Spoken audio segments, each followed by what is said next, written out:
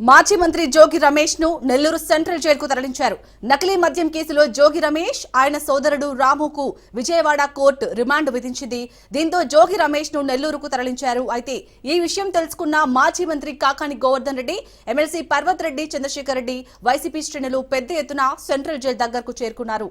కూటమి ప్రభుత్వం వైసీపీ నాయకులు కార్యకర్తలపై కక్ష సాధింపు ధోరణి కొనసాగిస్తుందని మాజీ మంత్రి కాకాని గోవర్ధన్ రెడ్డి ఆగ్రహం వ్యక్తం చేశారు.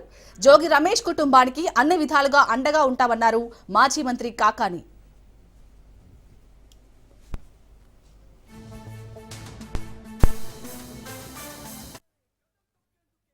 నకిలీ మద్యం కేసులో ఇరికించి ఈరోజు నెల్లూరు సెంట్రల్ జైలుకు తరలించడం జరిగింది. నిజంగా ఈరోజు ప్రజలు ఆశ్చర్యపోయేటువంటి పరిస్థితి.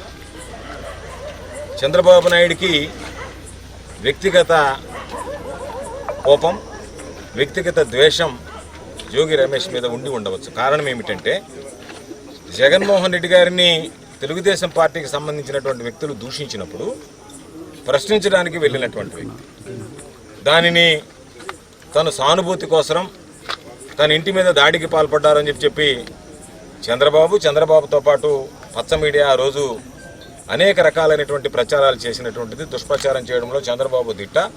అందులో భాగంగా ఆ రోజు ఆ విధంగా ప్రచారం చేసి సానుభూతి సంపాదించుకోవడానికి ప్రయత్నం చేశాడు.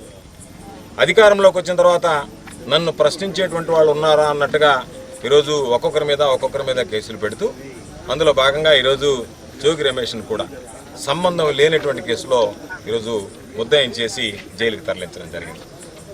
చంద్రబాబు ఏ వ్యక్తికైతే తమ్మళ్లపల్లి నియోజకవర్గంలో బీఫామ్ ఇచ్చాడో ఆ వ్యక్తి ముద్దాయి అని తేలిన తర్వాత ఆ వ్యక్తిని తీసుకుని వచ్చి ఆ వ్యక్తి నోరు తెరిస్తే చంద్రబాబు నాయుడు, లోకేష్ నాయుడు గుట్టు రట్టవుతుంది కాబట్టి వాళ్ళని ఇతర దేశాల్లో దాచేసి జనార్దన్ రావు అనేటువంటి వ్యక్తిని తీసుకొచ్చి ఏమీ లేకుండా నోటి మాటలతో ఒక వీడియో విడుదల చేసి ఆ వీడియో ఆధారంగా ఈరోజు జోగి రమేష్ని